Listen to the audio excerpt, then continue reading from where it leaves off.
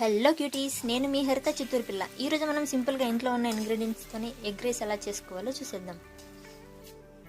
దీనికి ప్యాన్ పెట్టేసుకొని ఆయిల్ వేసేసుకొని ఆవాల పప్పు, పచ్చిమిరపప్పు, కరివేపాకు, ఒక 2 పచ్చిమిర్చి, ఆనియన్స్ ఇదంతా వేగాక మన ఎగ్స్ని తీసేసుకొని ఇందులో వేసేసుకొని కలిపేసుకున్నాం. దీనికి కొద్దిగా కారం కలిపేసి ఫ్రై చేసి పక్కన పెట్టేసుకున్నాం. అలాగే ఇంకొక ప్యాన్లో కొద్దిగా ఆయిల్ వేసి ఆవాల పప్పు, కొద్దిగా జీలకర్ర, పచ్చిమిరపప్పు, 2 ఎండుమిర్చి, ఒక ఆనియన్, 1 టీ స్పూన్ అల్లం వెల్లుల్లి పేస్ట్, 1 లేదా 2 టమాటాలు, కొద్దిగా సాల్ట్, కొద్దిగా గరం మసాలా వేసేసుకొని అది బాగా ఫ్రై అయిన తర్వాత ఆల్రెడీ మనం వేయించి పెట్టుకున్న ఎగ్స్ని ఇందులో వేసేసుకొని సరిపడా రైస్ యాడ్ చేసేస్తే మన egg rice ready. Egg rice చేసుకొని మన దగ్గర ఎక్కువ టైం లేదు అన్నప్పుడు ఇలా ఎగ్స్ ఒక పక్క, టమాటాలు ఒక పక్క వేయించేసుకుంటే త్వరగా 2 ప్యారలల్గా వేగిపోతాయి.